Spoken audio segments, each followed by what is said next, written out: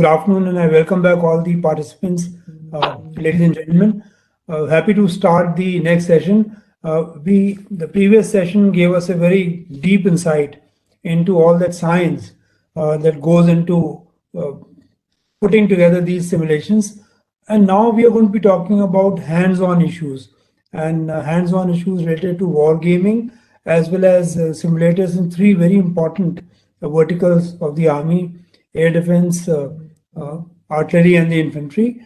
And we have distinguished panelists and speakers with us, General Subodh, General Ori, and we have Colonel Ashish. And of course, we have the chair, General Deepak Oberoi, with us, very accomplished general heading the vertical at the RT Directorate at the moment. Decorated soldier Vishish Seva Medal, he is the Additional Director General presently. He is also an MTech from IIT and was commissioned in 1985.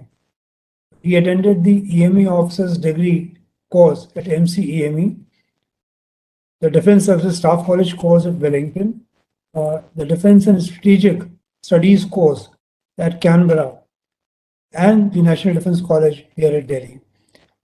And he has been instructor at Staff College, commanded a medium regiment, a composite RT brigade, and an artillery division.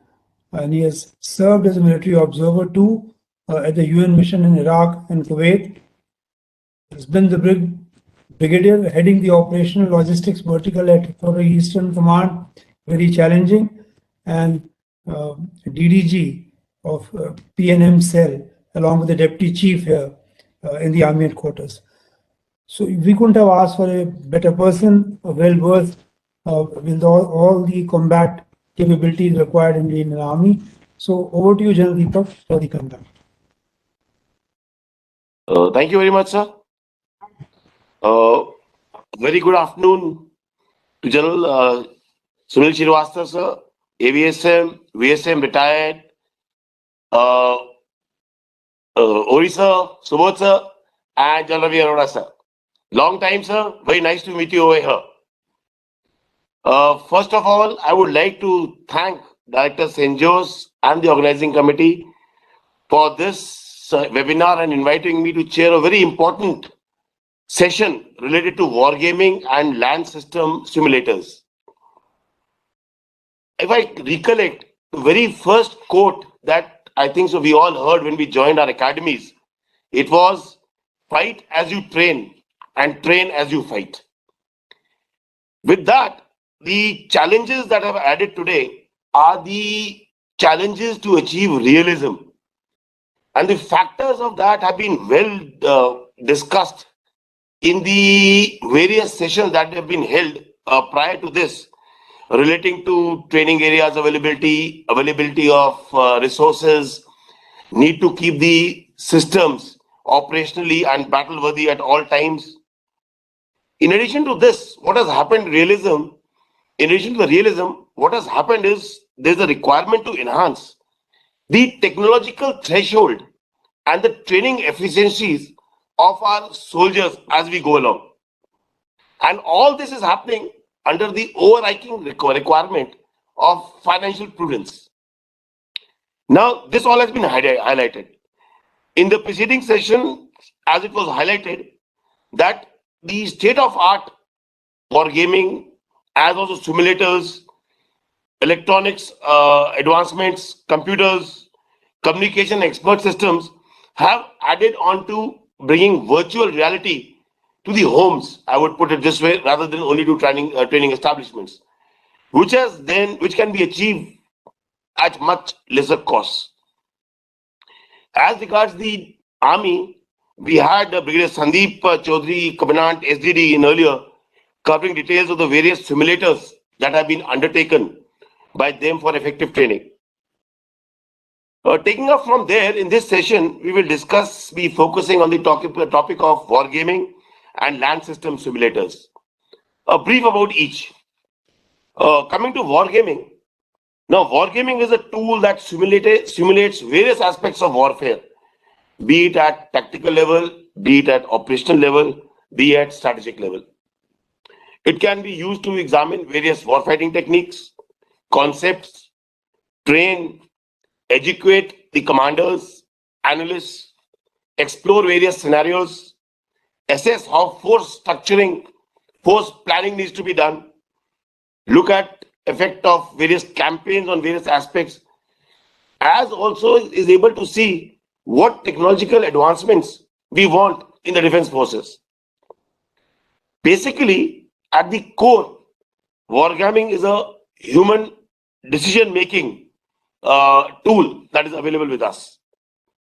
This is especially so in an environment which is ambiguous, incomplete data, imperfect information available at all time.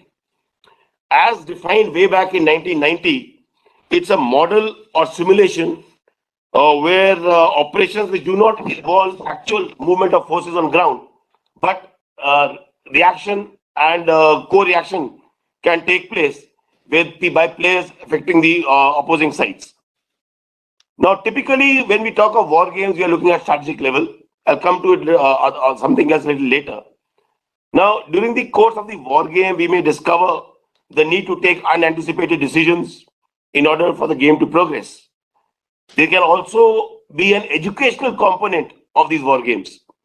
Players can learn from each other, and we can have the issue of exchange of ideas and informations that occur during the war game, which can be professionally rewarding for everybody.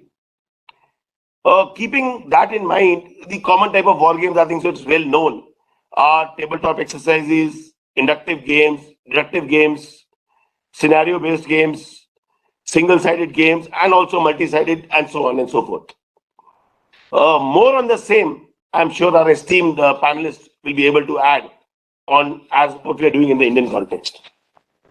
Coming down to the land-based simulators, the simulator's necessity has been well established in our previous sessions. Like bought out, simulators are effective tools to supplement and in some cases even replace traditional military training methodologies. They offer significant payoffs in terms of safety, exposure to different and difficult maneuvers which may not be possible without getting into actual war. Also, they optimize training costs and give us at least opportunities of assessment along with it. Like brought out earlier, simulators use cutting-edge technologies to derive tremendous value additions to our training, infrastructure, as also methods. So we can see simulators as an effective tool to enhance training standards and technological thresholds. Now, once we see this, what are the level of simulators that we are looking at in the armed forces? Basically, there can be three levels of simulators. Firstly, at the lowest level, we have got the skill training for individuals, which can be, for example, like driving, firing, and so on and so forth. Thereafter, at the second level, we have the task training of crew, which can be based on, which provides the training of the crew together onto the simulator, along with the reactions to each other. And last, at the top, we have the tactical training as a collective awareness of the mission, which at tactical level can be called as wargaming at the tactical level, where he understands the linkage of his system with the overall battlefield milieu. Now, within the army, each arm and service has its and training establishments have varied requirements, which can be addressed by using simulators. There's a need to broadly identify this, as we saw what is being happening by SDD, as also by the various speakers before this, and then take up this with either within own inherent with the Indian Army or Indian internal resources, or take it up with the industry. Today we'll be talking mainly about infantry, RT and AD simulators, and I will leave it to the panelists to cover that. But other than that, there's also scope for mechanized forces, for air vehicles and various other aspects, battle drills, crew drills. You've got engineers, as was brought out in the opening session by Jal Srivastava. with regard to CBRN, engineer plants, BLTs, drills, bomb disposals, signals, EW systems, familiarization with other means. You got aviation, as was covered by the Indian Air Force, even the services. You got ASC, you got ordnance having their own requirements of disposal of ammunition and supply of resources.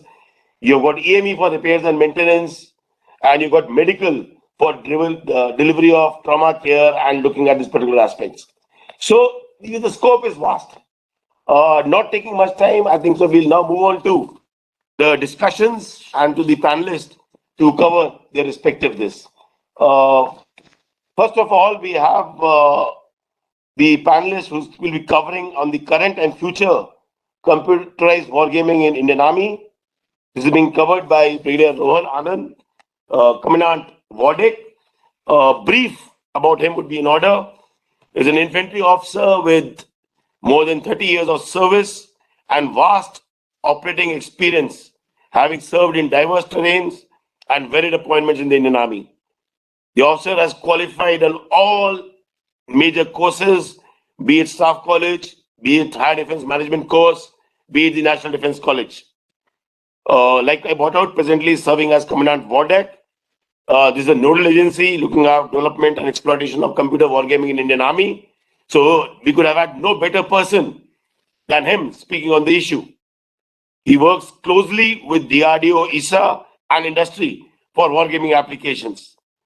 They are involved in all stages of development, starting from conceptualization, development, proliferation, and product support. So without taking any more time, I would request Brigadier Rohan to kindly take the stage.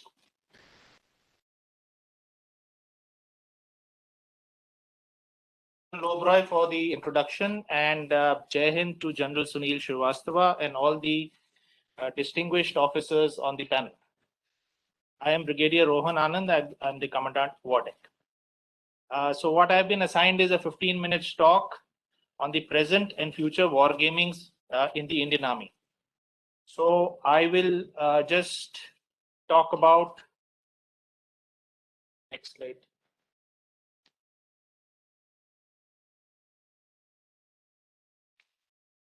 So I'll just talk about where we are, sir, what are the various war games under development and under conceptualization, few challenges that we face, a very brief little glaze into the future. And I shall also be highlighting what our expectations and requirements are from the industry. And we'll be more than happy to take some responses from the industry in case they are online. So while this entire webinar has been more simulator centric, I am the lone spokesperson for talking about computer war games. But I would just establish the connect, and this has been spoken on by the earlier speakers as well as General Srivastava and others. There are three kinds of simulation: live, virtual, and constructive. And it is the live and the virtual which falls in the domain of the SDD, that is the Simulator Development Division, and the constructive simulation, which involves simulation of everything, including the mines, comes into my domain. Now, and hence the scope and scale of it increases manifold as we go into war games at formation level to core command, operational strategic level, etc.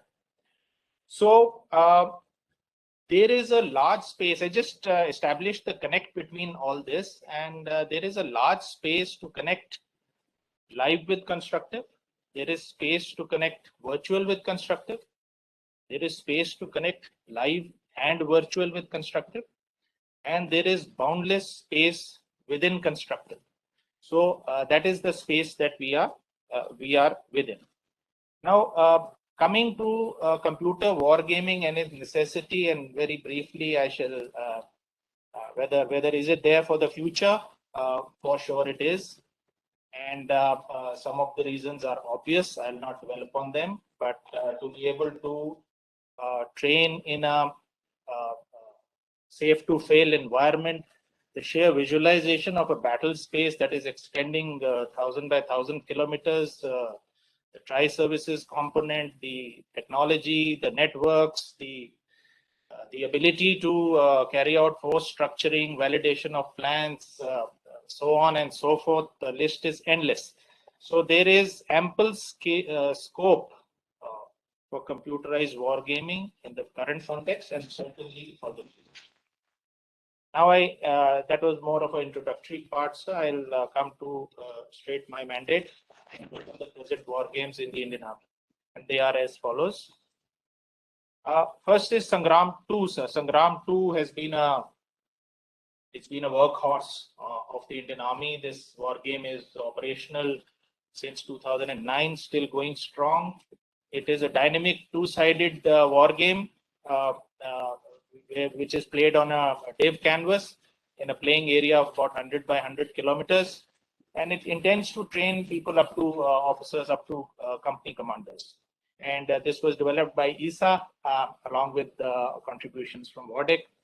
And but this has come of age. The fact that it started in 2009, while it's functioning well in war centers, it's still come of age. And the improvements that are required are flashed onto the right pane. There are many of them. So, whatever technological upgrades are required, and large number of them are required. So this is where we are as far as Sangram 2 is concerned. And as far as what we expect from within Sangram 2, and when we go into the next versions of Sangram 2, call it Sangram 3, then we are looking for development of a div level war game through bespoke development. We have already issued an RFI. The responses have come to us in the month of August, September, and they were not enough. We are now looking at, are in the process of a detailed market survey, and some industry members who are online would have contacted us, and many more are yet to contact us. So this is where we are. We are looking at bespoke development of a div-sized war game. And we are open to all forms of collaboration, whether it is with industries, whether it is small startups, combination of industry and DRDO, whatever be it. We are open to all kinds of options to move forward with this thing. And but we are also sensitive to this license issue. We are expecting a license-free, license-independent GIS and some softwares. We don't want to get into a long-term vendor lock situation, and we are conscious of long-term technical support and maintenance and proliferation, and that is why we are wanting in the initial agreements of the contract to go for license-independent stuff. And the rest of the things are the technological things that we upgrades that we are expecting: analytical tools, more WAN playability, multi-resolution war games. We are looking at, of course, user-friendly, so that training value is optimized. The next war game that is operational in the Indian Army is Samar. This is a capstone project. This has taken its time to develop, but it's come out as a beautiful product. It's again a dynamic two-sided war game on a core canvas, and it plays 3 divisions in offensive and plains across or obstacle-ridden terrains. The canvas is 400 by 400 kilometers. Again, jointly developed by ESA with contributions from WARDEC. It's got large number of features which are state of art, which have been received well in the environment. And this game is about to be initiated in one of the war centers, and thereafter it will proliferate.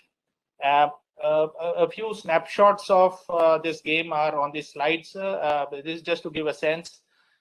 Very potent GIS caters tools which can get absorbed into the operational orders, user-friendly stuff, and other aspects of the war game.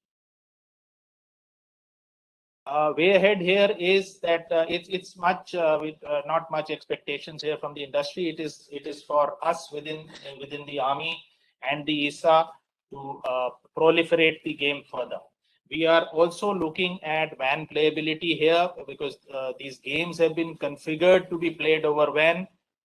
It's only that the system has to be tried from the architectural and security point of view. So once we get this through, it will be a major step up in computer wargaming. Akrosh is another game which is going strong in the army. It's a CICT dynamic war game. It is played for training value at lower level, at platoons and company commander level, on a canvas of about 50 by 50 kilometers.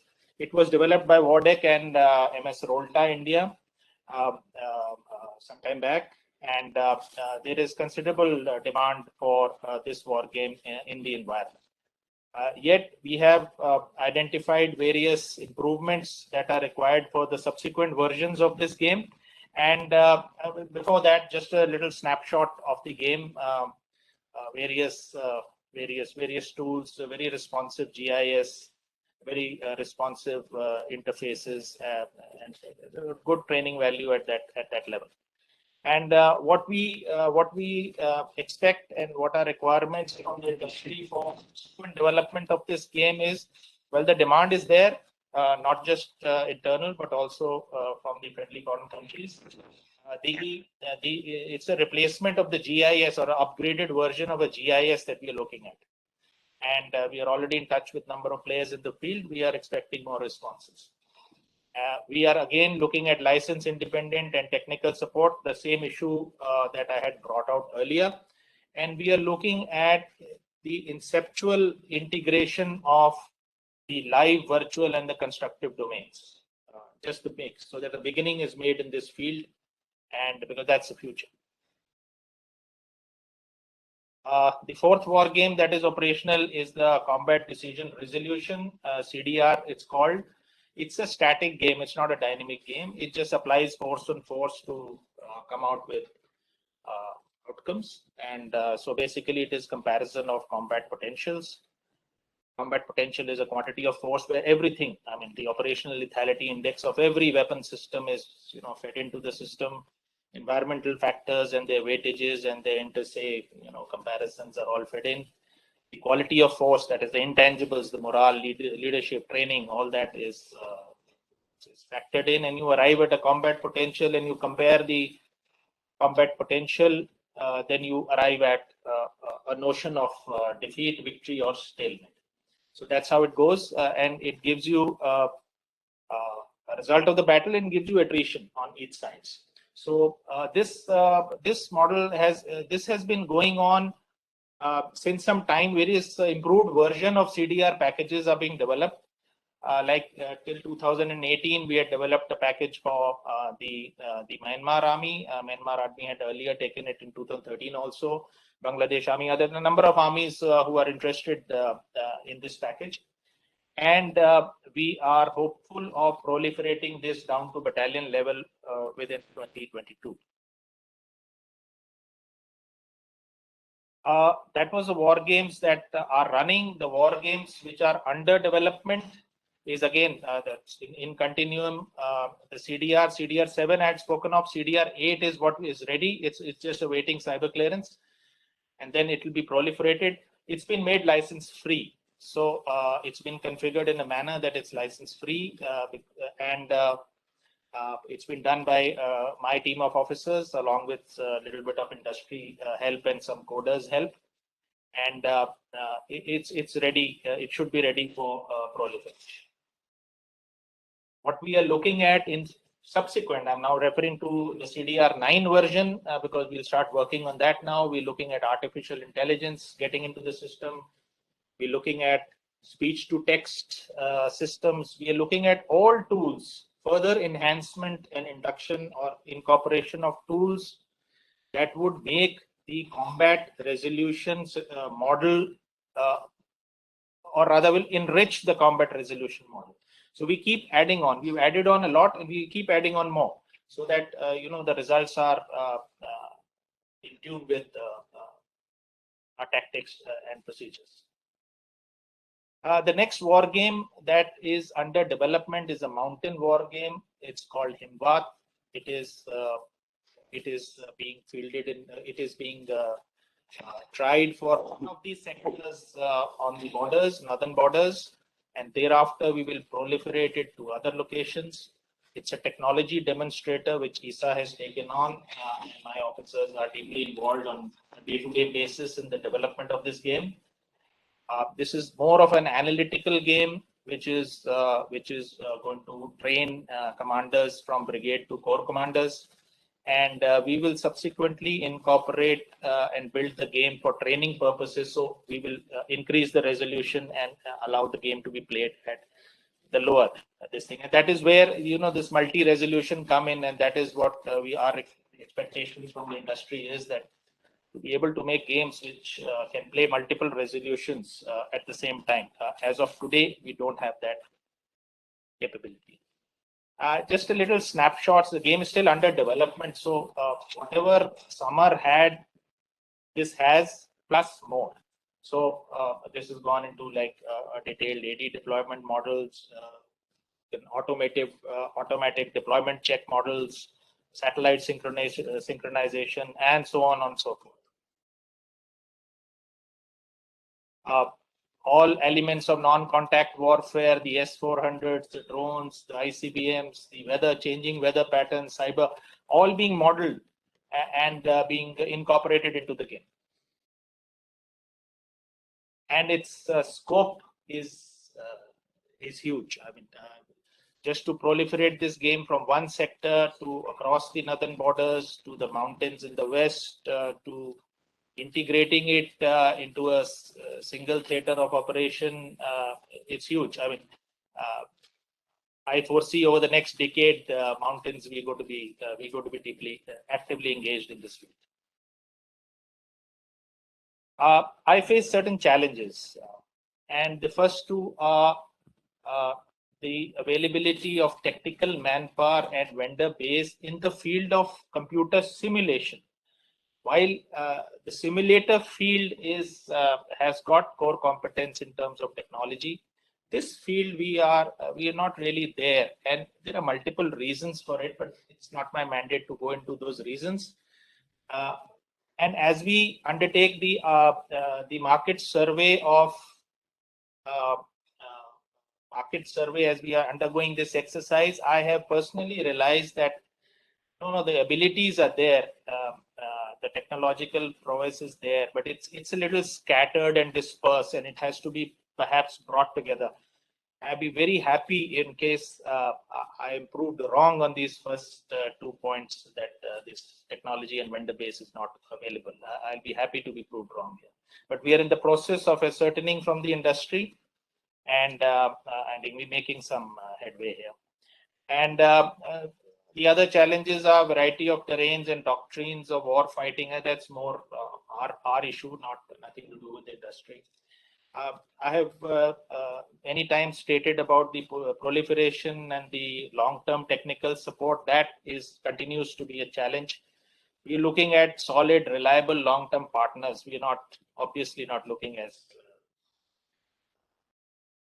people getting rich very quickly. I mean, we're looking at very reliable people. We're not looking at people who multiply the cost of a license on a system by 10 times once you get into a vendor lock kind of a situation.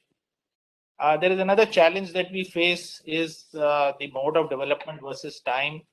Earlier, the GSQRs used to define what kind of product is required and the time it will take.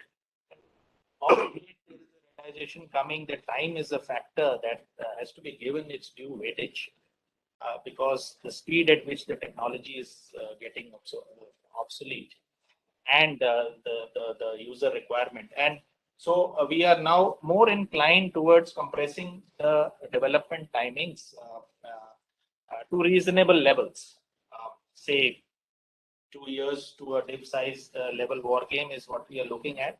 And the earlier stuff, because the technology was nascent and we were growing and living and learning, it was taking much more time. But we need to compress these timings, and my interaction with various vendors seems to indicate that that's possible, as long as we strike the correct balance in the way we wish to develop and the technologies that we require. That is as far as my challenges were concerned. I should just a little a feel of where we are headed from here. The vertical plane, the top portion is the various levels of the war game. The bottom is the level of training of various commanders. Horizontal plane is the capability, which is largely driven by technology. And the first triangle, which is pointing to the right, is where we are. And the next triangle is indicating where we should be over the next 5 years, 7 years, which means we are into WAN playability almost there. We go into multi-resolution, tri-service, multi-front war games. And thereafter, we step into the LVCIA, that is a live virtual constructive integrated architecture. That is the integration of the live and the virtual spaces.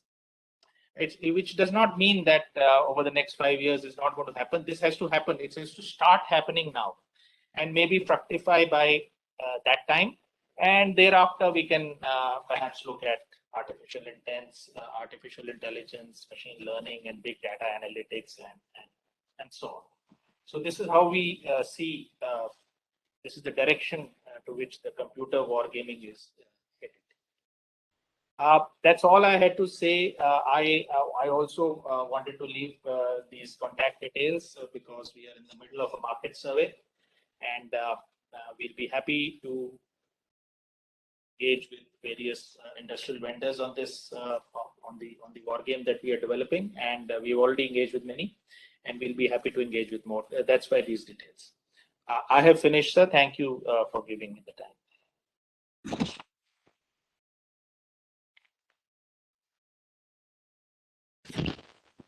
Thank you, good day, Rohan. I think so. Everybody would agree. Indian Army per se, I would say the ODEC and War Gaming organization with us has taken huge strides over the last few years in consultation with the DRDO, in-house development, as also the industry, wherever they have been involved. The General Brigadier Rohan has very clearly and without any, I would say, leaving any ambiguity, has clearly brought out what is the necessity, what is our requirements, whatever we have got with us, and how we are contributing in terms of development or training and war gaming within the Indian Army. The future requirements have been clearly defined. The way forward, as brought out, is dependent upon, or is the way forward is the incorporation of artificial intelligence, multiple resolution war games, which is very important because every action at tactical level is going to have some ramifications at the highest of the levels from operational to strategic frame. And these are what will provide realism in training as we go along. And this is required across the spectrum of operations and across the spectrum of terrain. You would realize that India is one of the few countries, we got terrain varying right from coastal deserts, semi-deserts, right up to altitude areas. And we require in each of these sections or terrain, a war game which is there, which can meet our requirements. There is no doubt that technological capability exists with the Indian industry, and together, both of us can go along and achieving much better results. He's highlighted a few challenges which we must look at. One is the license and vendor lock, which is a very important aspect. Long-term technical supports, proliferations, need for timely solutions. That is very important because technology takes over and you can achieve much better results subsequently. However, the need of the hour would be parallel development without going on to anything else.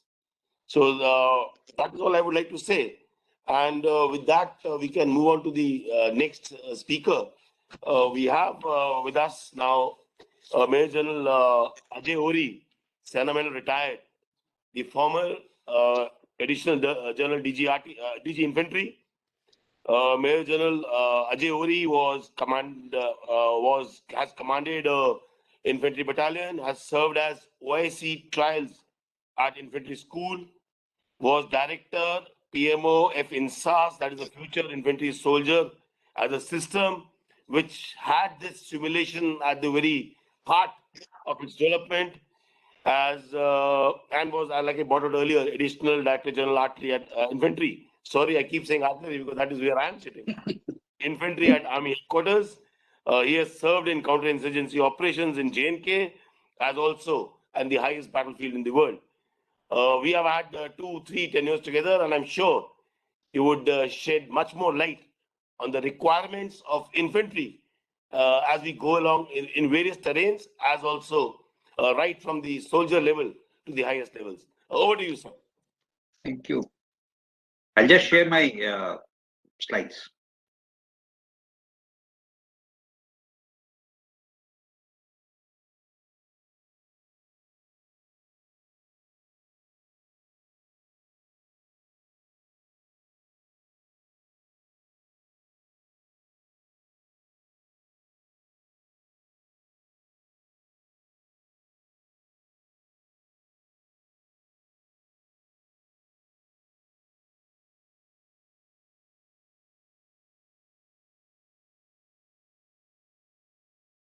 Seminar on military training and simulators 2021, a subject that will remain at the center stage as a challenge till the contours of conflict continue to evolve and technology continues to empower the soldiers to enhance combat capabilities.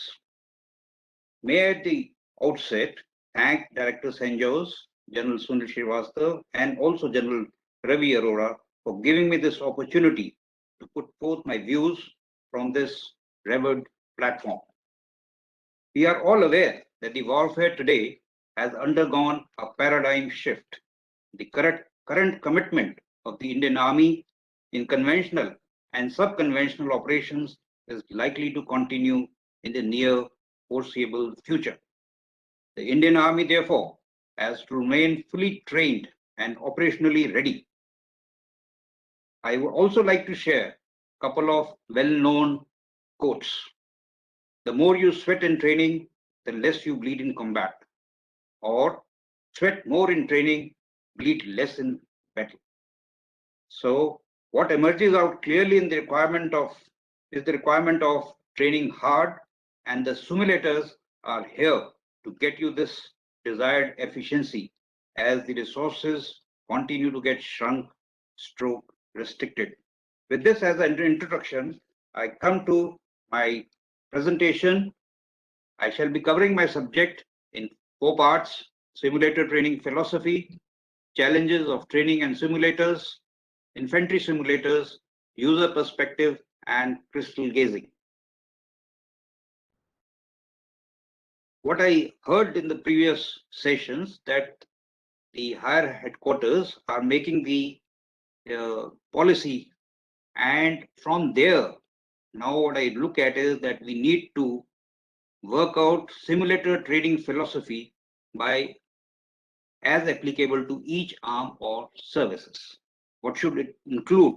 It should include scope and objectives of simulator training, in which we look at the training of weapons, equipment, vehicles, etc. Also, development of infrastructure at a unit level or at a station level. We must also enunciate the right balance, what we want to achieve through simulator and what we want to achieve from live training. And this philosophy needs to be reviewed every 5 years. So if this clarity emerges, I feel that we will have less of problems in looking at what we want to achieve from the simulator training. Coming to the next.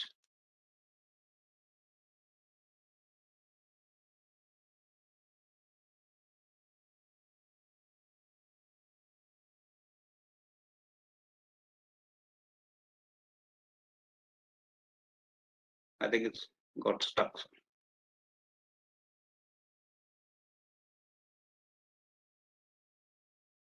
Instead of arrow, just use the other method on top, next slide, something. Or use page down, page up. I'll just see.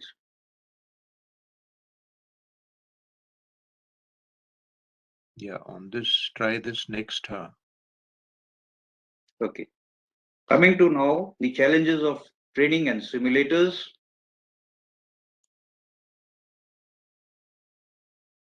What turns out to be, it's common to all actually, and most of the things have been already spoken. So I just highlight a few things. When we say budget constraints, it's one of the challenges for the training today.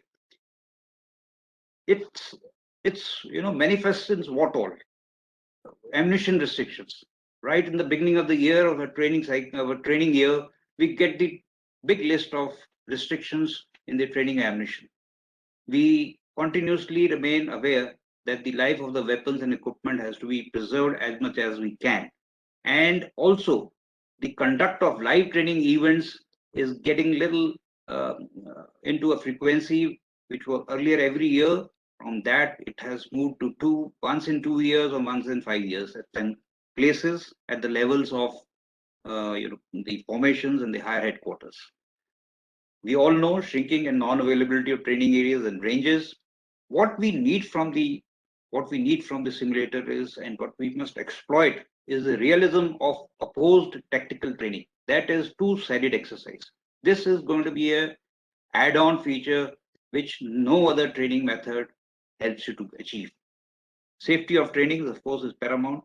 And also, these days, we need to assess our activities, our output through various scientific assessment and data analysis. So these remain as our challenges for training and how we can use the simulators to help us out. Coming down to now infantry simulators. We have heard a very high-tech oriented various speakers coming and speaking about the war gaming, about the modeling and simulation methods and other things. Now let me come down to the ground reality. Coming to the infantry simulators is basically, I'll cover that we need 3 types of simulator, or we have these 3 types of simulator. One is the basic skill simulator. Its application of basic knowledge helps the soldier to orient and hone up skills to operate a weapon system or an equipment or a vehicle. Things like sniper simulator, ATGM simulator, motor simulator, driving simulator, etc. So these are the basic skill simulators. Next we have is the combat situation simulator, where we gauge the soldier's drills, skills, and reflexes in a combat situation. And finally, we have two-sided outdoor simulator, which helps us to do at a very tactical level, low tactical level of two-sided training. Let us now review the current simulators. Some of the simulators which are in service, I have the big list, but these 4 photographs have been placed. The Drona, IWTS, that's an infantry weapon training simulator, ATGM, and the mortars. In addition to this, we have a big list. We call it driving simulator, MMG simulator, automatic grenade launcher simulator. Then we have a battlefield surveillance radar simulator, hand grenades and mines, and also the multiple grenade launcher. So these are few things which we have already, but we probably do not seem to be very satisfied with it. What are the issues? Okay, coming to the issues which one feels is these are not realistic enough. You see, you have seen a photograph in the previous slide that a mortar training is being done in an indoor simulator room. It's not realistic enough. You see, while you are looking at the mortars, one has to be very good at understanding what is the terrain, how to find a grid reference, how to see the variations in the wall of the bomb, and so many other things. So creating a mortar simulator which is within a room is not realistic enough. Bulky and heavy maintenance. Most of the things are so technically oriented that we forget that this is going to be handled by an infantry soldier who has a very low technological threshold. These systems turn out to be very complex with limited feedback channels, too many peripherals, multiple agencies involved in operationalizing it, and restricted employability. When I'm talking like this, I would just like to share an incident of 1991 or so. I was in the infantry school when we got the first lot of IWES, infantry weapon effect simulation system. It was an outdoor simulator. After we got about 150 of these items in infantry school, we found that this system is not being utilized. And lo and behold, when we found out that it was not being used and the requirement of its maintenance was not being taken care of. So that is where I put it, that it should not be bulky with heavy maintenance, or the system should not be so complex that the man fears handling it and using it for its training purposes. What is the user requirements and the crystal gazing? Now this is going to be in the total threshold of the total crux of the whole presentation. We need to enhance the level of realism in training, not to give the feeling of a video game or spur one to act as a superhero. So what I want to just realize is that if suppose you are in a virtual reality or extended reality or something, it has been found that man tries to become a superhero because he knows he's not going to get hurt, and he will initiate certain actions on being fired upon that may not be actually happening on the ground. The second thing is that it gives the impression of a video game at times. You ask a person who has come out of a vehicle simulator and ask him straight, are you ready to drive the vehicle tomorrow in the market? So he would say, no, this is only simulated training.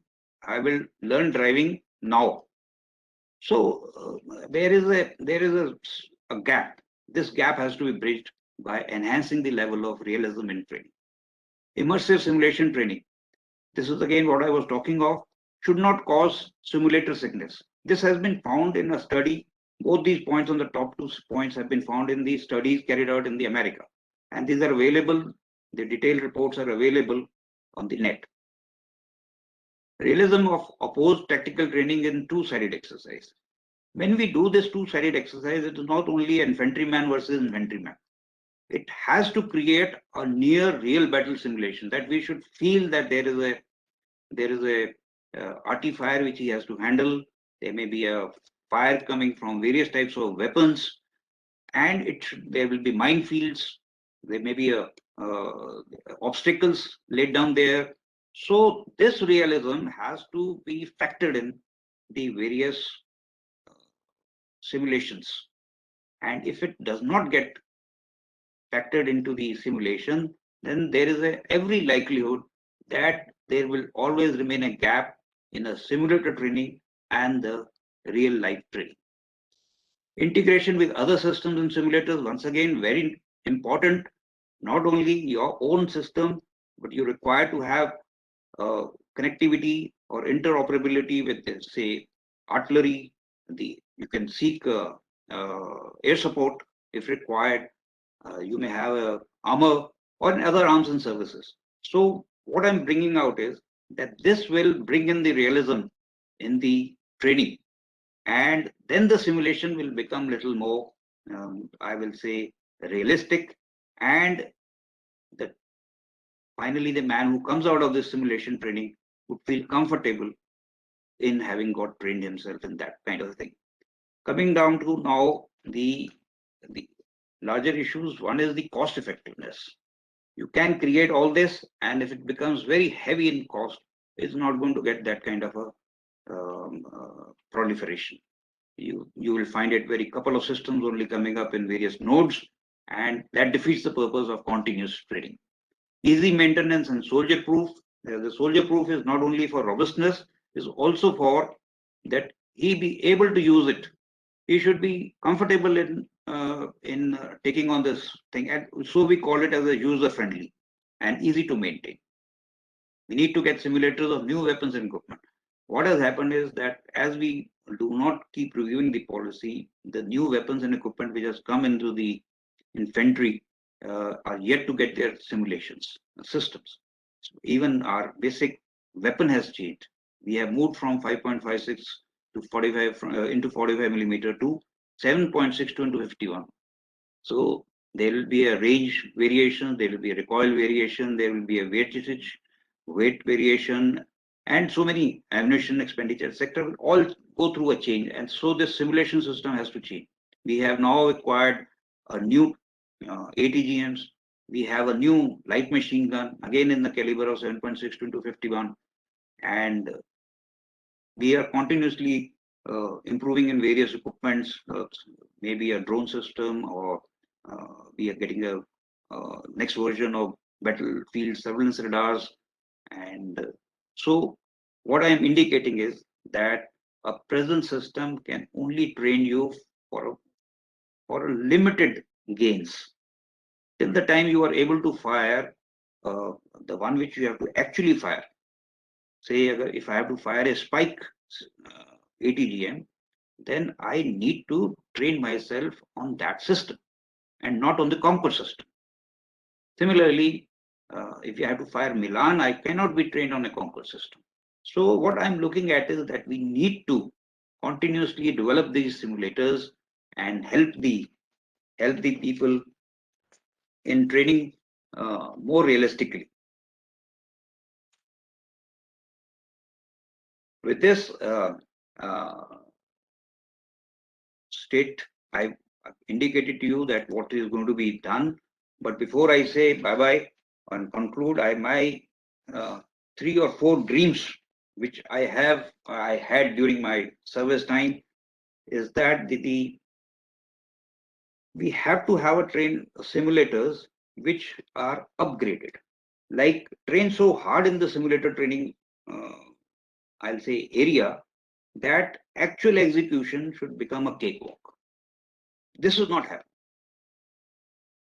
The second dream I had, I'll put it this way, was development of new simulators should be divorced from the procurement of the system. So what I'm trying to bring out here is that let the procurement and for the new equipment continue. And if our developing agencies have been able to develop an alternative, then we should procure it from them. There should not be any stalling of procurement of new simulators because there is a development going on by the own agencies. Even if it is developed by the industry, private industry, that should be acceptable. And the third thing is, which I have, is that the developing agencies should understand the user perspective and not label it as their mindset. These are the perspectives on the ground. We must realize that what he's asking for, and in developing these simulators, please keep the end user in the loop, be it infantry soldier, be it any other soldier. He has to be part of the developing cycle. That is all I have. Thank you very much, sir. And over to the chairman for further progressing the talk. Thank you, sir.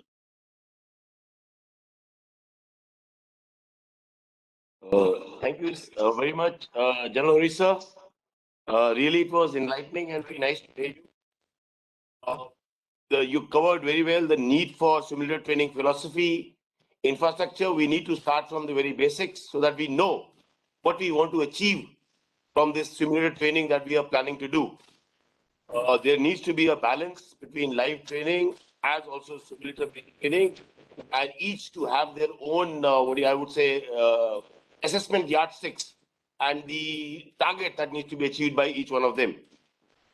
The requirements of infantry were very, very well articulated, sir, and they need to range right from the basic skill sets till at least the junior level training for two-sided exercise where the junior leaders can take their decisions and can react to the realistic situations as you brought out subsequently in the requirements, which we are looking for in the future, sir.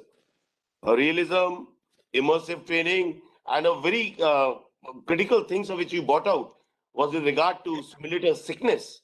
Because I remember sitting on a simulator for the aircraft while visiting Bangalore, and really one could not do it.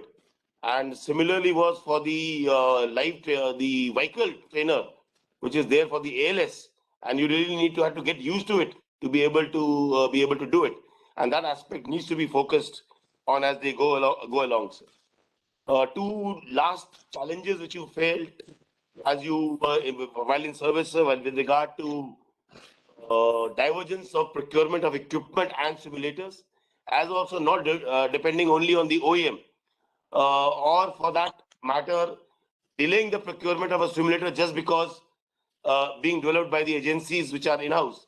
I think so that needs to be looked at, and it's a very critical point if we want to get in the simulators at the earliest which are over there. Thank you very much, sir. We'll look forward to you a little more in this particular field, sir. Thank you. Thank you so much. Very kind of you. Okay. Sir, hereafter, now we move to the next topic, which is what do you call it? Artillery training simulators, which is being covered by Colonel Training at the Artillery Directorate. Colonel Ashish Shandal was commissioned into Regiment of Artillery in 1998. He's an alumnus of National Defence Academy and has qualified on the Staff College and the Higher Defence Management course. He has commanded his regiment in an active CI operations as also on line of control. He has held critical appointment which really has an input into this at the erstwhile Perspective Planning Directorate, and was involved in some ways in the aspects of perspective planning, as also the simulators which are earlier being looked after. And if you see the framework of simulators in the Indian Army was taken out by the PP Directorate way back in 2017. The officer has had a tenure with the UN missions and is currently looking at the training in the Regiment of Artillery at the RT Directorate at Integrated Quarter MOD Army. He is actually actively involved with the simulators that are being developed by the Regiment of Artillery, and I'm sure he'll be giving us inputs into that. Over to Colonel Ashish Shandal. Thank you, sir.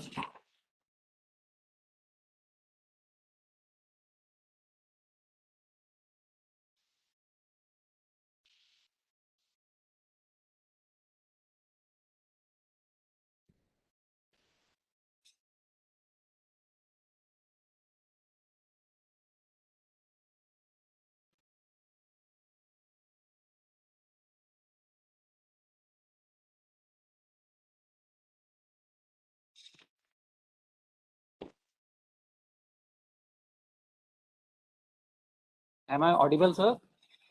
Yeah, and the slide is okay. Thank you, sir. Jai Hind to everyone. Firstly, I would like to thank PDG RT Alpha for the introduction.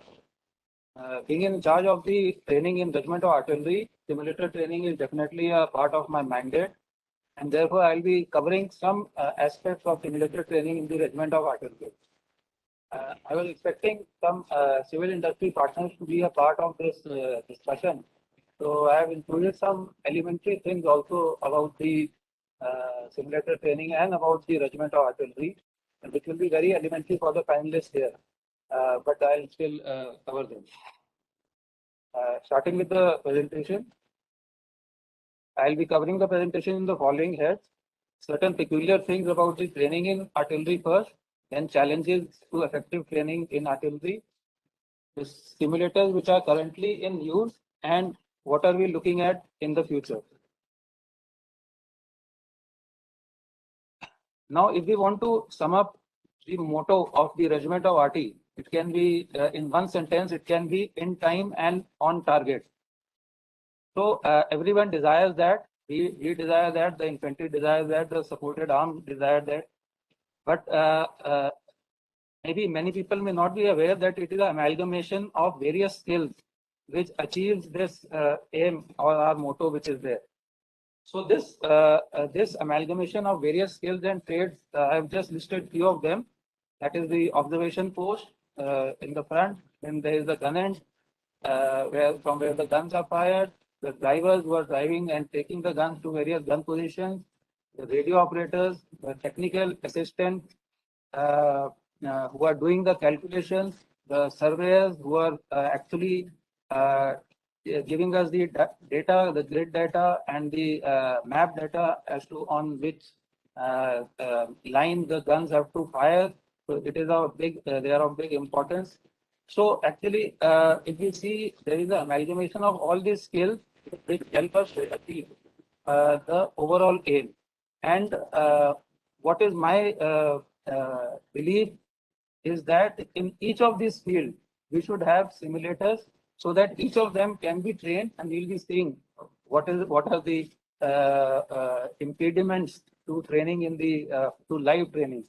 So we want simulators in each of these fields to train these people so that they are ready for war and for operation. Certain other peculiarities which are there is there is a need for continuous technical training. Now, RT is a technical arm, and all these trades which I had mentioned, they are composed and they actually undergo a lot of technical training. And if they don't do continuously, people tend to forget. So this technical training has to be continuous, and then there has to be a collective training. Each individual person doing his trade work separately will not benefit the organization. So there has to be a collective training between all these people. The next point is the varied terrain which is there in our country. So we need to train our personnel in all of those terrains. A unit can go to any place on move. So it needs to train in all those terrains, and especially our OP officers who are there. And the variety of equipment, no need to say. There is a variety of equipment currently and in regiment of RT, and new equipment is being added, starting from TOAD RT, SPRT, the K9 Vajra has just been inducted, the rocket system, the missiles. So all the variety of equipment actually they compel us to have simulators for all these equipment so that people are trained to the utmost during our during peacetime and not during wartime. Certain challenges which we have identified to effective training are, these were brought out in the previous presentation also, but more so for artillery, because maybe infantry they'll need a range maximum if they want to fire rocket launchers or the ATGMs, maybe up to 4, 5, 6, 7 kilometers. But with the range of artillery now going up to 100 kilometers with much, the requirement of field firing ranges is much more. And as we are all aware, the limited availability of real estate nowadays, many of our notified ranges are closing. We cannot acquire more ranges.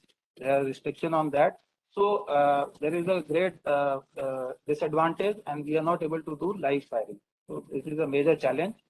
Then is the expensive ammunition which is there. Each round of smudge costing in lakhs. Precision guided ammunition like the Excalibur costing in maybe crores. So it's expensive to fire in real life. Requirement of moving large manpower and stores each time we move for firing. A unit is moving from maybe Jammu to Babina to undergo firing, or from Srinagar to maybe Kalit, or maybe even to Mahajan to do this firing of unit, ULH unit from the east moving to Mahajan, because he doesn't have range which is available in the east and in the field firing ranges there. So this actually drains a lot of our time of our onto our manpower also, as well as the stores which have to be ferried across the great distances. And actually it leads to wear and tear of the equipment, which we actually want to prevent. Then is the few of our equipment which is operationally deployed. Now in Northern Command, you are aware equipment is operationally deployed and it is not available for training. So units have to go just with maybe 3 guns at times or 4 guns for firing or doing their practice camps. So actually that is not a desirable state. Then rapid induction of high technology gun and missile system, it actually necessitates more intensive training and intensive training both in terms of live training as well as simulator. Maybe 70-30, if they say simulator to live training, it can be a ratio of 70-30. And last and but not the least, the environmental impact of the great deal of firing with all the talks going on about climate change. So the environmental impact also needs to be kept in mind. So with this, I'll come to the simulators which are currently in use. And before that, I would like to tell what are the training requirements. So because from the training requirements only, the simulators have been made. So the training requirements, if we want to divide, we can divide it into 2 parts, at the observation post end and at the gun end. So at the observation post, who all have to be trained, these are the OP officers, they are the surveyors, the radar operators who are there, ELM, LOROS radar operators, are technical assistants who are there at the OP end, and the radio operators. And at the gun end, these are the gunners who are actually doing the firing there, the drivers who are driving the FATs, the technical assistants, the radio operators, and the surveyors who are there at the gun end. So training is required for all these people. Now, if I just elaborate as to what kind of training is required for these different heads which I brought out. So for the OP party, what he has to train on is his shooting procedures, observation of fire, correction, radio transmission. So for that, what kind of simulators are desired? So that is given on the right side.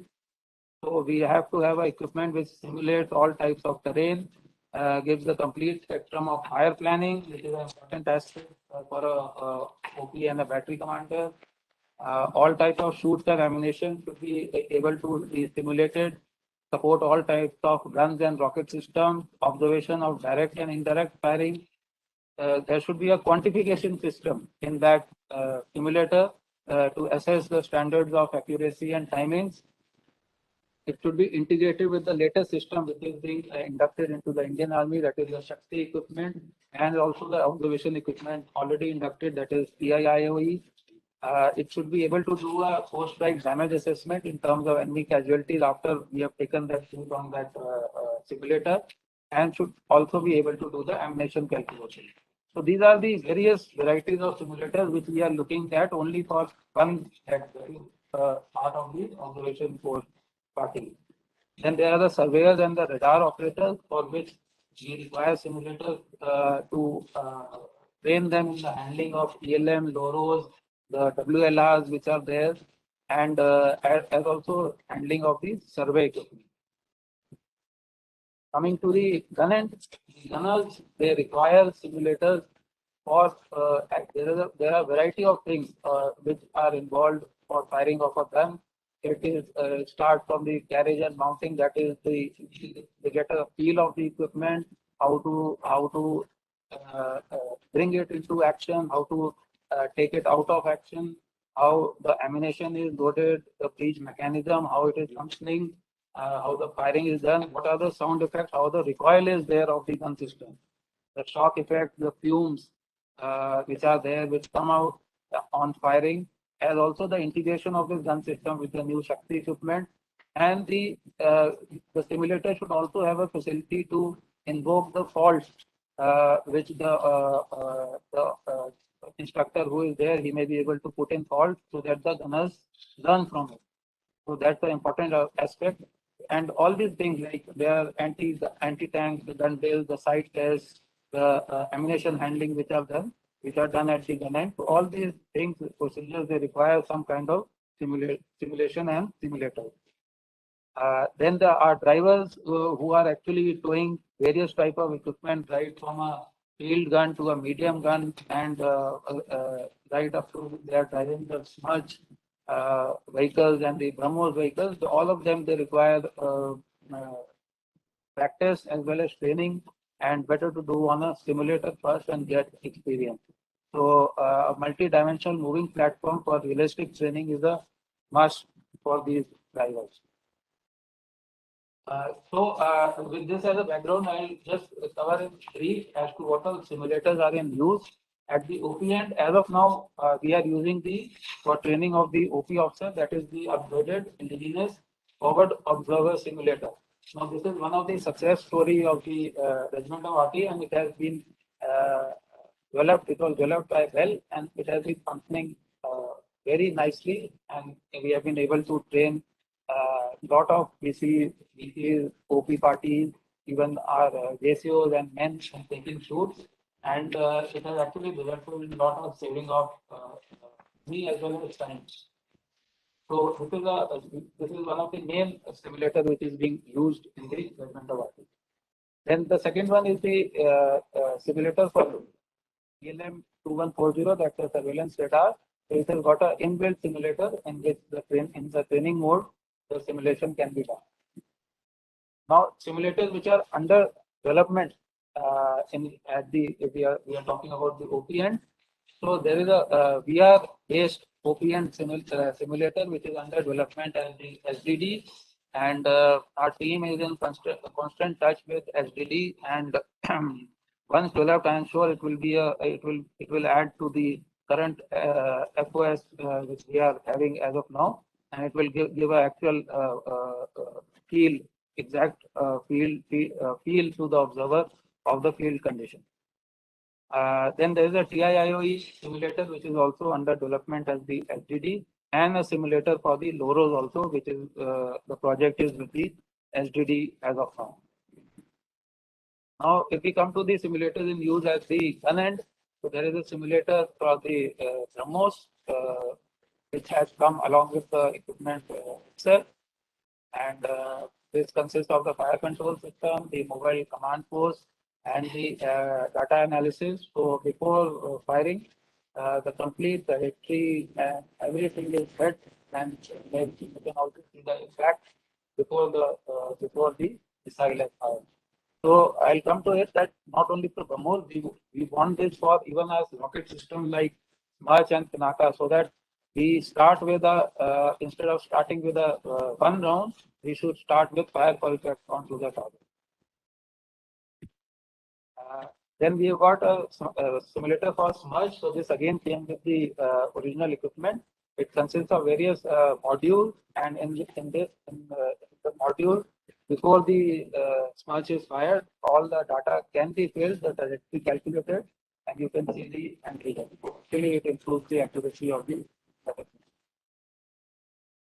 Now, certain simulators at the gun end which are under development are the direct firing simulator for Bofors at 155 mm.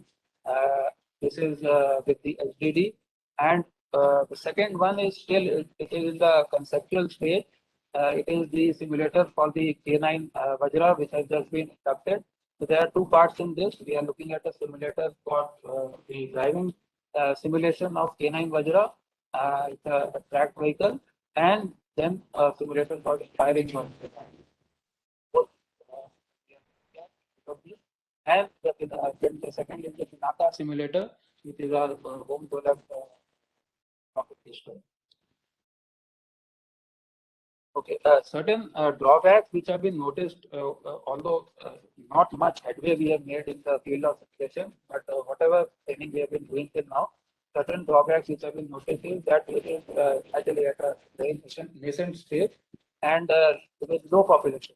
And so with the industry getting involved, and we want to increase the population of simulators in India. So it will definitely take. As I said, only the UIFOS is there. One, but others they also now difficulty in conceptualizing a gun end simulator. Now, when I just covered what are the things to be kept in mind, or what are things which go on at the gun end. So these are all the things: the sighting system, breech, firing mechanism, recoil mechanism. Now, how to get this onto a single simulator and then train the people on that? So that is the challenge in this, and I was reading the UK. In UK there is a simulator which is for a field gun. They made a simulator which can actually simulate all these things. So we are looking at in India also, if we are able to, maybe somebody can work on this and maybe give us a good simulator for our gun and training. For the OP and simulator, now the FOS, although it is a well exploited system, but it has a flat screen and it does not give that 3D effect which is required. So we are looking at a dome shaped 360-degree virtual simulator or a head mounted display simulator for the OP also. Now coming to the way ahead. Just a few points about the future training philosophy for simulators. As I was saying, that weapon simulators we are looking at them to be utilized in all units in conjunction with the current practice of having classes and practical training and equipment. So simulator training we are looking at to make a as a kind of a part of the unit training program. Now, observer training to be simulator based to reduce ammunition expenditure, that is the basic thing. Extensive training on direct firing simulators prior to live firing. If the people can do, they'll get more confidence and maybe have more accurate fire during live firing. SATA training on simulators. This is it is on the developing stage, so this also has to actually develop and catch up with some of the training on RT integrated simulator training lab in formation level exercises. We are looking at an integrated lab which actually incorporates the gun end, the OP end, the fire control, the decision support package. So all these things, because in war, all of them will have to function together to get us the result. So we are looking at a complete training lab at formation level to do all these functions. And then battlefield surveillance system simulator to simulate the IPB, as also facilitate our DROP and PSDA. And we are also recommending that hence any equipment which is procured, there has to be a simulator provided along with that. Now, I'll just come to some future simulators which we are anticipating, or it may come up in future, and some of our requirements which are there, they have been listed here. That is what we feel that how a third generation simulator should look like. So I was talking about this virtual reality based OP simulator. So something like this, which is a dome shaped screen, giving a complete 3D picture to the OP officer and having various other functions, including integration with STRUCT, TIOE, as well as having decision making capability in critical situations. This is one example of the gun end simulator, which can give us a feel of most of the mechanisms which are happening in the gun. And also along with that, also it can simulate the range conditions, that is the weather, visibility, and all these things. Also, we can maybe invoke faults in the system to teach the gunners about various faults which may come during the firing. So this kind of a comprehensive and all-encompassing simulator would be actually a very good tool to train our gunners. For LOROS, IOE, WLR, we are looking at simulators which should resemble the basic, firstly the actual equipment which is there, and they can also maybe we are able to control them and also carry out various functions like log. And there is an instructor station and a trainee station. So instructor is also having a first-hand feel of what the trainee is doing, and also it has got day and night features. Because the surveillance equipment, they are very much affected by the weather conditions. So the simulator should also be able to detect that kind of weather conditions. This is a simulator of the Swati radar, which is developed by Bell. The simulator is also under development. It will also simulate the ECM and the ECCM environment. Simulator for the LOROS and for the TLM. So all these cases are being processed by us, And we are looking, as I said, we are looking at simulator for each and every equipment which is there in the Indian artillery. Now, although UAVs, RPAs are no longer part of the artillery, but the tactical RPAs will definitely form part of artillery in the future. So we are looking at, we will be requiring simulators for those tactical RPAs, whichever is chosen to be acquired, we would require simulators for that only. Now this is what I was referring to. There is a artillery integrated simulator training lab having all functions. It has got a UI/FOS lab. It has got a digitized ops room from where the orders are coming to the FDC, from where the further orders are given to the regiment command post, the battery command post, and then the firing takes place on the FOS. So and it has got it's also connections with the UAV simulator or the RPA simulator, the WLR, and the surveillance radar. So this is a complete, maybe a package which can be at the formation level, one per artillery brigade, which will definitely help in training even the command and control element. Certain all-arm simulators which have been covered earlier also, and it is applicable to artillery also. That is driving simulators for ALS, 2.5 tons, GTVs, K9 Vajra, all. And certain additional requirements of simulator which have been felt is simulator for the Excalibur ammunition. This is the latest ammunition which is coming. So if we get a simulator, it would be a big advantage. Simulator for first round on target. As I was saying, if we can simulate the trajectory and get to know where the round will land, then there will not be a requirement of firing one round for ranging. We'll directly start with firefighter.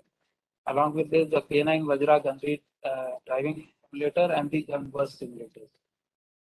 Just to conclude, I would like to say that the future most training would be simulator based, and we need to absorb this technology at the earliest. There are no two ways about it. And sustained and coordinated efforts by both in-service and civil agencies are required to achieve this. I have finished. Thank you so much.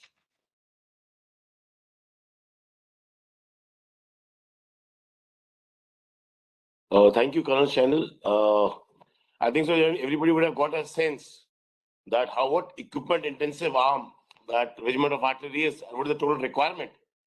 And if I sum up the last thing which he brought out with regard to the integrated lab, it basically summarizes that the requirement of simulators is a wargaming solution by itself, or it's an integrated solution which requires dependence on each other if you want to really get into or get the details to be there. I would just like to highlight one thing, what he brought out, and I'll put it in Hindi, where he said about putting a round on time where it asked, where he always say, what we feel it as, jahan bola, wahan gola. Now, if you look at that, then you get clearly what all is involved in that, and that needs to be simulated to be found out.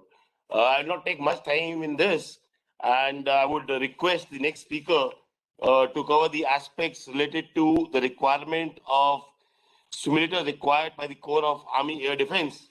And we have with us Major General Subodh Kumar, retired, who is a very illustrious AAD gunner. He's a luminous, commanded Air Defense Regiment, self-propelled AD Regiment. He's LGSC, Staff College, had done a High Command course, and is MPhil. He was commanded AD Brigade. He has served as Colonel GSIS, DDG in the AD Directorate, LWE Directorate, and has been MGIC Adam in Headquarters Western Command, and Deputy Commandant and Chief Instructor, Army AD College. And that lies his essence, where he's been actively involved in the training, not of everybody in the Army Air Defense, as also clearly bring out what are the requirements of simulators with the Army Air Defense. Another equipment intensive arm. So I leave it to you, sir, to bring out the requirements of Army Air Defense. Thank you. Is armor slides visible? Yes, sir. Okay. General Srivastava, General Arora, General Ori, General O'Brien, eminent panelists. I am indeed grateful to St. John's to give me this opportunity to share my views about modeling and simulation for Army Air Defense. So without further ado, I'll come to my presentation. Now, there are some key issues I want to flag about the air defense environment in the TBA, because Army Air Defense is primarily concerned about the TBA. We know, you can see the wide spectrum of the air threat, ranging from the high altitude aircraft fighters, UAVs, UCAVs, and a new entrant, the quadcopters, the very low away, which are posing a unique challenge. So the issue is like the ranges vary from very low ranges to standoff ranges. And the RCS is steadily, the radar cross section, the ability of radars to detect and track target is steadily reducing because of stealth techniques, as also threats like drones and mini UAVs, which are made of very lightweight materials. Therefore, in the present day air threat scenario, the delivery platforms, that is the aircraft, the rotary wing, the UAVs, the UCAVs, and their payloads, that is PGMs, the cruise missiles, or whatever the drones or the swarms, they necessitate a different response, a different class of air defense. And as I said earlier, that low cost mini drones, quadcopters, swarms, etc., are changing the paradigm. So continuing on this, for in the present day AD requirement, for detection and tracking, we need a mix of long, medium, and short ranges, like radars. We also need IR. And there's a very interesting overlap now between AD sensors and EW sensors. And EO systems, like visual engagement, is gaining increased salience, especially for these low-flying quadcopters and such things, which are very, very difficult to detect by radars. Therefore, we need a mix of missile systems. I won't like a medium-range missile, short-range missile, for area defense, and we should add that shoulder-fired missiles, guns, and now even directed energy weapons, as well as EW systems for terminal defense, from especially from these drones and UAVs. So there is a very interesting overlap between EW and AD system, and AD needs to be integrated with the EW system. Okay, there is an increased significance of passive air defense measures and integrated battlefield environment I have covered. Now the another key part of the AD system is the C&R system. That is the automated C&R system, like Akash 3 is already under development, and it's being integrated with the IACCS of the Air Force. And I feel should have a built-in AI backbone, which is there to some extent, but definitely there's a need to improve it. Okay, now I come to the main issue. What are my issues about modeling and simulation? Now, I feel that we need a multi-pronged approach due to the very nature of air defense and the issues I've covered earlier. We need a multi-pronged approach to modeling and simulation for Army air defense. While simulation has been given adequate attention till now, and we do have some simulators for guns and missiles, but modeling has not been given its due attention. I feel there is a need to urgently fill this gap. Like as I said, like there's a wide variety of targets. Now, people who have had to study for staff college and all would know the type of AD equipment and the type of AD regiment becomes confusing even for AD gunners also. But there's a wide variety of equipment and there's a wide variety of targets. So therefore, we need a very, very large variety of simulators. It has to be customized for each particular system. The next point is the integrated environment. Now, as I had covered earlier, that AD functions in an integrated environment. with other services like Air Force, Navy in some places, the supported arm. Let's say I'm covering a gun area, I'm with the artillery. If I'm with the combat group, I'm with the armored. If with the infantry formation, I'm with the infantry. And even within AD, there is integration because there's a gun missile mix, a particular what we call a VAVP or a key target may have a mix of AD guns as well as AD, some missiles, some guns, some let's say different type of sensors, tracking equipment. So therefore, I can want to reiterate once again that Army Air Defense needs both simulators and models.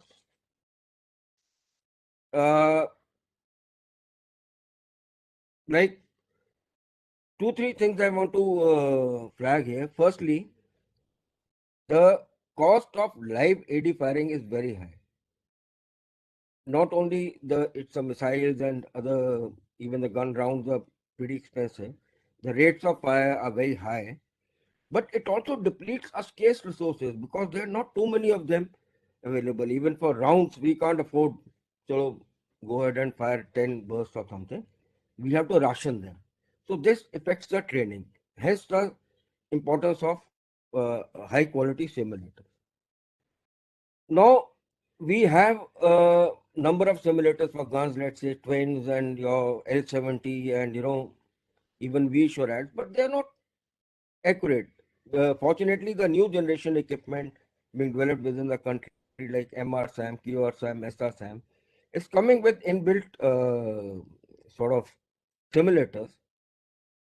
But there is more than adequate scope of making new simulators because, like I said, if let's say SRSAM has a simulator, it's catering for SRSAM, but it's not catering for an integrated environment because SRSAM won't function in isolation.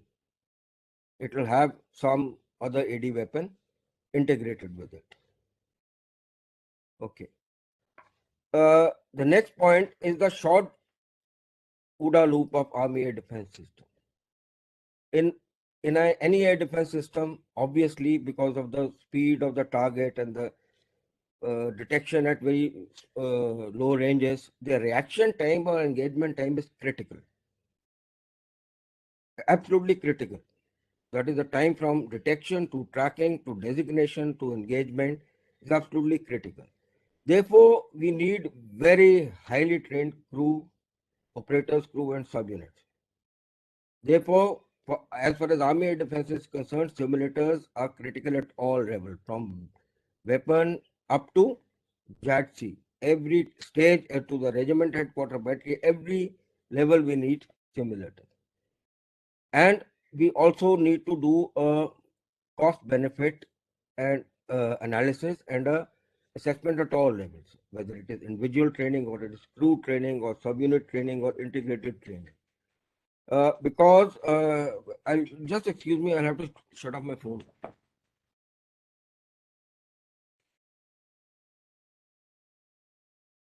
Yeah, sorry, that's the problem with the webinar. The like cost benefit analysis, like I've already covered. Let's say you give a guy to fire 30 rounds of, let's say, even twin ammunition. We have to see that how many people we want to give that sort of a training.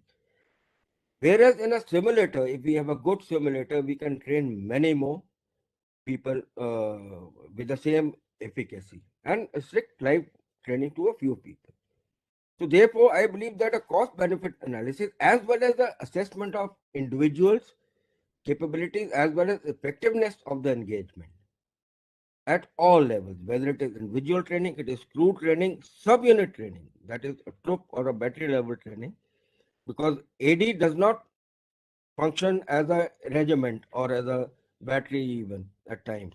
It works as troops. One troop will be with one combat group, other will be other combat group. So we have to assess that ultimately the group has to function together. And again, I reiterate integrated training because that troop may not be a pure troop. It may have some other AD weapon with it. and it also has to be integrated with the supporting arm. So these are the issues, some issues which I wanted to flag about modeling and simulation about of Army Air Defense, and bring the focus back on modeling, which I feel is a very big requirement today. This slide just sums up the whole thing in a way. Like at the lowest level, we have equipment handling of the individual training, crew training, and at tactical level, we have the employment philosophy, whether it is standalone, like in some AD groups go to standalone targets, or it is integrated. And finally, the engagement. Has the engagement been effective or not? So the proof of the pie is in the eating. Okay, and this slide again sort of reiterates the same thing, that the 4 levels, what we are looking at is level 1 is the equipment handling by individuals. That is proficiency in using the radar, turning the wheels, etc., switching on. Second is engagement. Is the guy able to engage a target effectively and in how much time? Then is the crew level training, that is training of the entire crew. And last, at the highest level and the most important level, is the war gaming or a computer-based model. So this, in a nutshell, is what I wanted to cover about the Army Air Defense modeling and simulation. But there are some thoughts which I want to add on, which I feel that which are required in today's requirement and what all is going on. First is, at least I have seen the trainers in a college also. I feel there's a need to improve the realistic feeling. We have some simulators which are haptic, but much more can be done. I feel much more can be done, especially for AD system. Like you make a guy sit on a computer console and train him on, let's say, operating a missile system. That's different from making him sit on inside the cabin or inside a vehicle. It makes a difference. Second is, we can think of acting climate control. Like General O'Brien had covered that we operate from mountains to deserts and, wide variety, and it is doable. It's very doable. Like we make a guy function in, let's say, high heat, humidity, or dry heat, or even low temperatures, so that, when a guy wears his gloves, shoves and all, the way he operates the radars and all, there's a lot of difference from he's normally sitting in an air-conditioned room in the Army AD college in Gopalpur and doing it, or this thing, there's a lot of difference. Now, these simulators should cater for all type of threats. Like some of the simulators which are built in, which we already have in surveys or which are coming, they cater for threats, but I think there's a need now that the geostrategic environment in the country is changing and we are becoming more northward looking. We have to sort of relook at this thing. It should cater for all type of threats, which is specific to the equipment. For example, MRSAM, you can't expect it to engage a quadcopter, and it's not cost effective. You can't fire a 5 crore missile to bring down a 10,000, 1 lakh or something worth quadcopter. So there is a need to relook at the air threat built in the simulators, I feel. And similarly, on the same lines, we have to optimize or even enhance the scope of built-in simulators, which are existing, which are likely to come into service. And lastly, what again I want to develop on once again, we have to develop high quality air defense models, incorporating artificial intelligence, even holographic or cloud computing or whatever new things keep on coming. And it is very doable. ESA has developed a model for Army AD College for a sub-unit level, which is pretty effective. And as a chief instructor, we used it for training quite effectively. I think it will also fill a gap in what the commandant of war center brought out. Brigadier Anand brought out that currently AD and other sporting arms are a sort of a gray area. So if attention is paid to this, and it can start from the lowest level, let's say a subunit level. Let's say we have one system, let's say SSM subunit, which is integrated with a L70 subunit or some other VSHORAD subunit. How does it all work? I feel it is highly doable and it should be done at all levels. If we do this, we can also make excellent forecasting and iteration models. Now, these are quite important and somehow have been in whatever a modeling and simulation, whatever we think of, we have never thought of this because the iteration model is important. Let's say the enemy has got X number of, let's say, attack vectors or aircraft, and we accept, okay, D1, we shoot down these many.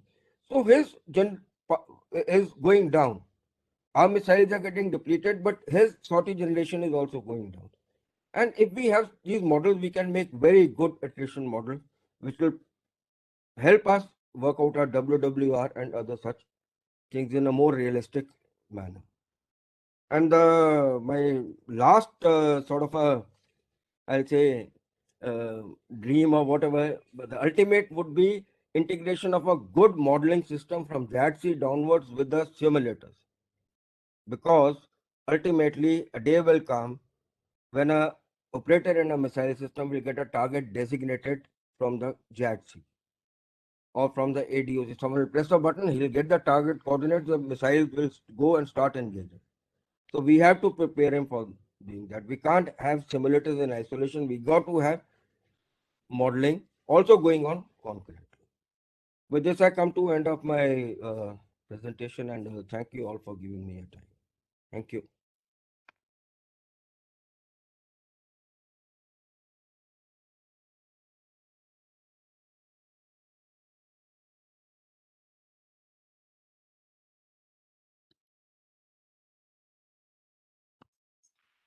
Thank you, General Subodh, sir. Very lucidly, you covered the requirements, short and sweet, sir. The requirements for the Army Air Defense. You really highlighted the challenges which are required, especially with so many users of the airspace, and the requirement of actually airspace management and coordination with the Indian Air Force with regard to the same and simulation of the same with so many users is really a challenge which the Army Air Defense needs to face. The requirements of AD start right from detection, tracking, engagement, EW, passive measures, integration, and more than that, the CNR systems that are over there and the requirement that is over there. The multi-pronged approach suggested by you, sir, is a necessity and needs to be looked at by the industry as well also the in-house developments. Modeling is a way forward, is required in this case where there's so much of equipment intensive things that are over there and equipment intensive requirements. And I would not say only equipment, the features and the what I am reminded of related to this is that for whatever exams, whether it was JC, whether it was staff college or studied, you never studied the AD organizations, lest you get confused with it for all other things. So take a risk. So, but so that actually sums up the what do you call it? I would put it the complexity of the requirements of AD with regard to the simulators. Realism is a moot point which is over there, and I saw a point with regard to built-in simulators. Talk about it that a little later when I sum up, sir. Thank you very much, sir. Any questions any of the attendees has got, then I can have the panelists take it on, sir, as they require, sir. No, sir, there is no question in the chat box or Q&A box. Thank you very much, sir.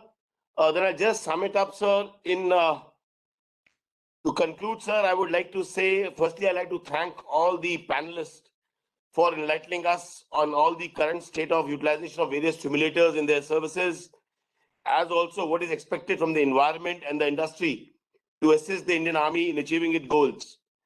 That the simulators are the way forward for training, their necessity, specific requirements have been adequately highlighted by everybody, sir. So I will not take much time to develop on that, but just bring out two aspects. One is what was brought out earlier, sir, was with regard to built-in simulators, sir. Now, embedded simulators are a way forward, sir. There are a large number of systems that are having embedded simulators, which then give you a utilization of such, gives you an option of refresher training in operational areas, very effective and wherever feasible, sir. However, what we need to understand is that once you have got embedded simulators, they require switching on and switching off of the equipment. So one of the parameters or the requirement which is said of keeping the equipment battle worthy and such needs to be balanced against this, sir, especially with regard to the expensive systems which are over there. And as was brought out by the speaker from RT Directorate, that for the high technological equipment, they have standalone simulators. Yes, for the field, there are certain procedures aspects can be simulated and can be tried upon, sir. So we need to have a balance with regard to the embedded simulators or having a standalone simulators. And the second balance one is looking for in this is the balance between live training and simulator-based trainings. Now, like it was brought out, hands-on training has got its own advantages. Cost is a factor, and all those factors have been discussed. I won't highlight. So what we need to do is to look at each requirement, each type of simulator, and bring out a balance between the two.